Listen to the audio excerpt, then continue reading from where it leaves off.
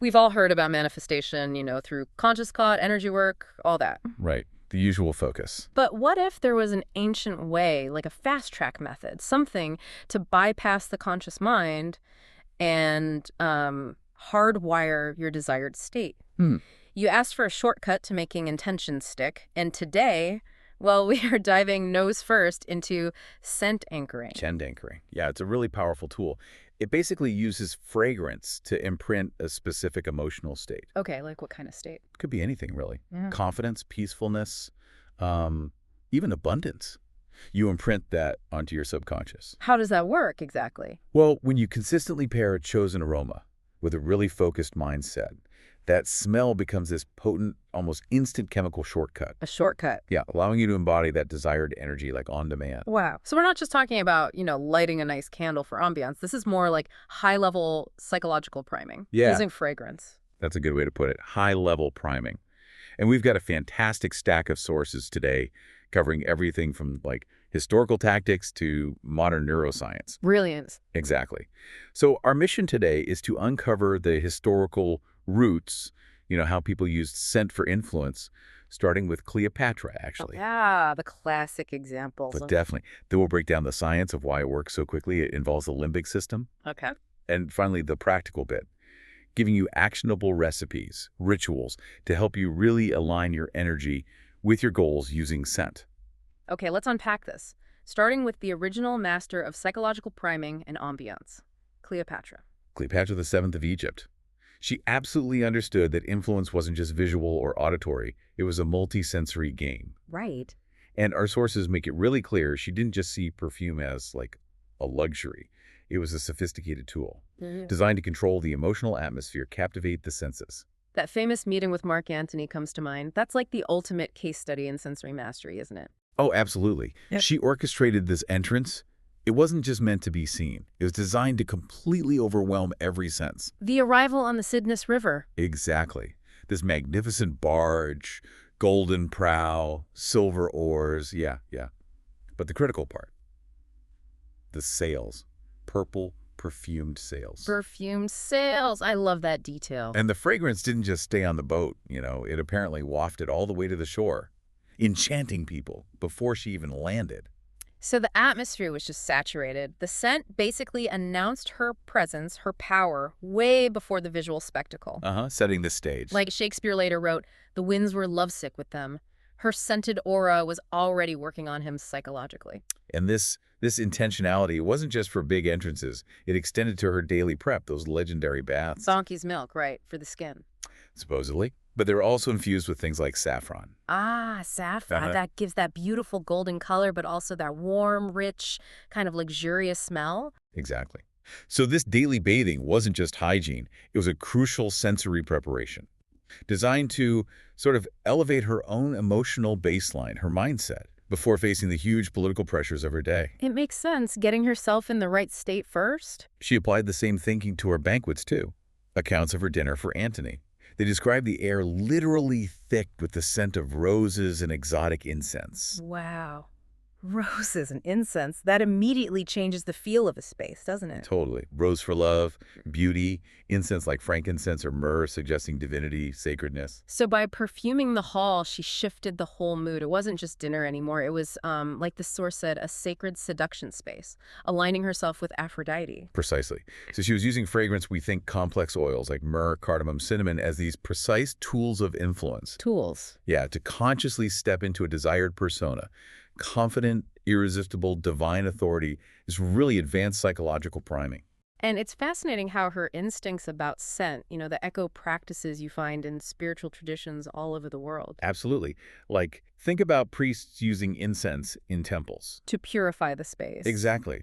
Purify, yes, but also signal a shift from ordinary, everyday time to sacred time. It changes the whole feeling, the focus. So it's the same underlying principle then. Cleopatra's perfumed palace is kind of like a priest's sanctified temple? In a way, yes. Both leveraging what you could call the law of ambiance, using scent to transform the environment, align the collective emotional state to a higher frequency. essentially becoming a magnet for what they intended. Right. Whether that was romance or connecting with the divine or receiving blessings, scent helps create that receptive state. Okay, here's where it gets really interesting. The actual science. Why smell is such a shortcut compared to, say, sight or sound? This is the cool neuronugget part. Unlike our other senses, smell is, well, it's directly wired to memory and emotion. Directly wired. Yeah. Smell signals actually bypass the brain's main routing center. That's the thalamus. They don't stop there. They plug right into the limbic system. The limbic system. Yeah, That's the old part of the brain, right? Emotion. exactly. Specifically the amygdala, which handles emotion, and the hippocampus, which is crucial for memory formation. So it literally skips the line. No wonder it feels so immediate sometimes. It does skip the line. That direct access means this isn't just, wishful thinking. It's powerful associative conditioning. Associative conditioning. Like Pavlov's dogs, but with smell and feeling. Precisely. When you pair a specific scent with a practiced state, maybe calm confidence, your brain very quickly links the two. The scent becomes a trigger, a retrieval cue for that state.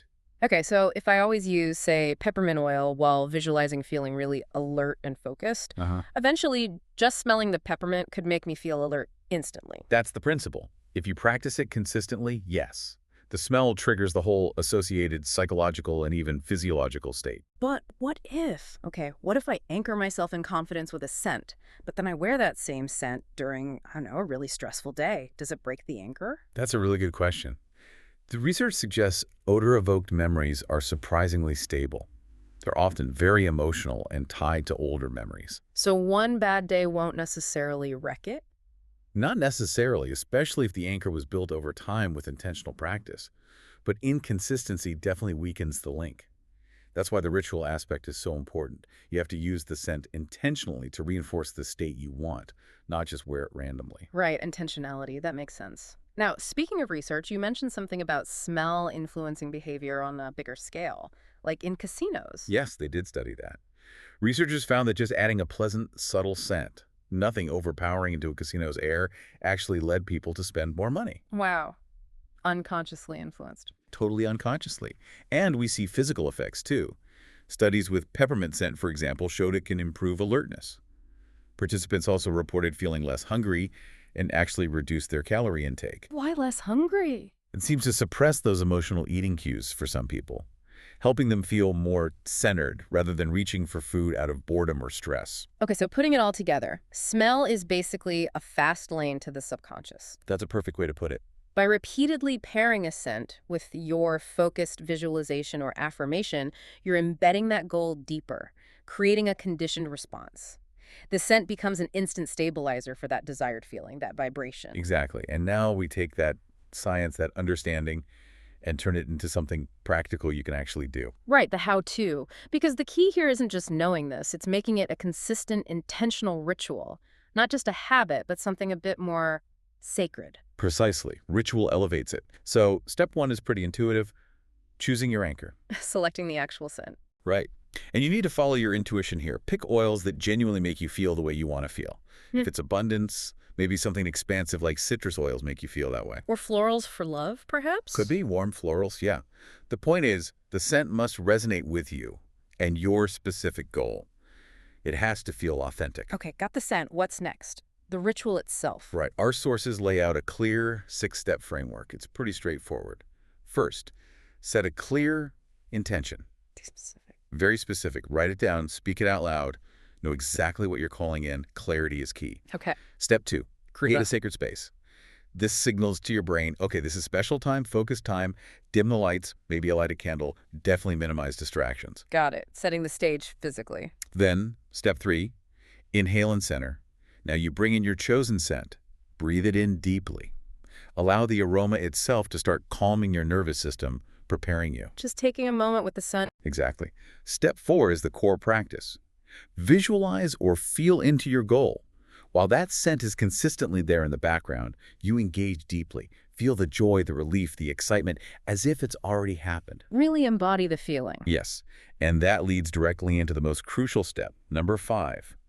Peak emotion and association. This is the anchoring moment. This is it. When you're at the absolute height of that positive feeling, the joy, the empowerment, whatever it is, take another deliberate, deep inhale of the scent. You're consciously pairing that peak emotion with the smell, locking it in. Got it. Scent plus peak feeling equals anchor. You've got it. And finally, step 6, closing the ritual, express gratitude, maybe mentally seal the praxis, and then store your scent carefully. Treat that little bottle of oil like the sacred tool it is. Nice. So clear intention, sacred space, inhale center, visualize feel, peak emotion associate, close with gratitude. 6 steps. That's the framework. And a couple of tips for success. Consistency is everything. Daily is ideal, even just for 5 minutes, or at least a few times a week. And use different scents for different goals, right? Absolutely critical. Use distinct scents. Don't use your money oil when you're trying to anchor feelings of love. You'll just confuse the subconscious pathway you're trying to build. Makes sense. Keep the signals clear. What about using it during the day? Yeah, a little roller bottle applied to your pulse points, wrists, neck can be a fantastic mini reminder. A quick sniff can help you recenter and trigger that anchored state instantly throughout your day. Great tip. Okay, so we have the why and the how. Let's Yeah. get into some specific aromatic allies. Some recipes, maybe. Let's do it. We've got 3 blends here based on the traditional meanings and emotional effects of these oils. But remember, these are starting points. Adjust them based on what resonates with you personally. Always trust your own nose, essentially. Exactly. So first up, let's talk money. The prosperity blend, or you could call it the abundance anchor. Okay, what's in the abundance anchor?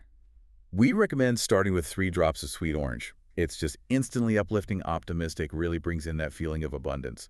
I like orange. It feels sunny. It does. Then add 2 drops of patchouli. This is a much earthier, richer oil, traditionally used for grounding, but also strongly associated with attracting financial flow, material stability. Grounded abundance. Nice.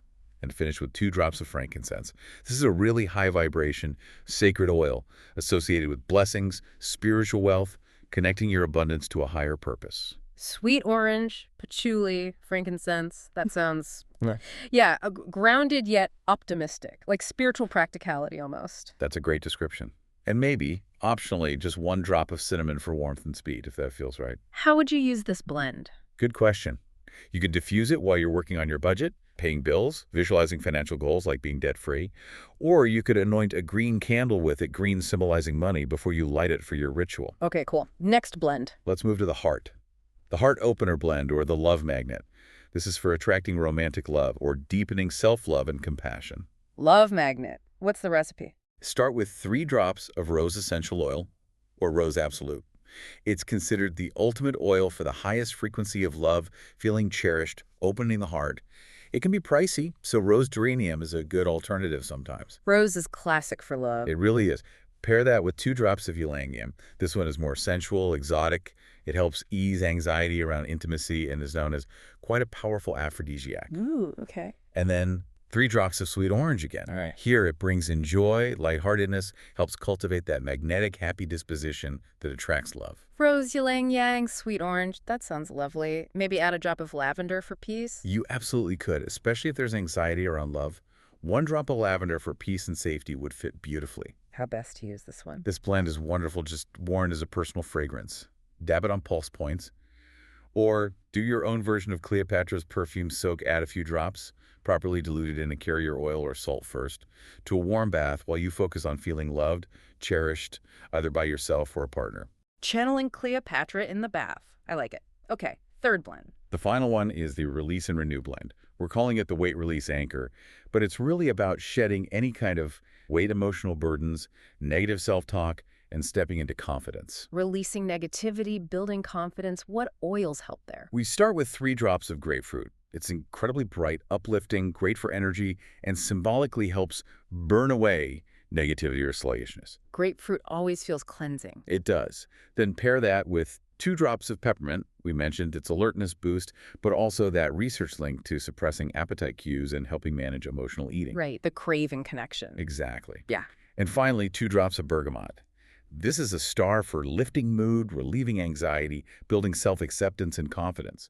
It really helps with letting go of that emotional baggage. Grapefruit, peppermint, bergamot. Uplifting, clarifying, confidence boosting. Sounds powerful. Optional addition. Maybe 1 drop of lavender here too, but for self-compassion during the release process. How would you use this release and renew blend? You could inhale it deeply right before meals to center yourself and check in, am I physically hungry or emotionally seeking? Diffuse it during a workout. or while visualizing yourself feeling lighter, freer, achieving goals.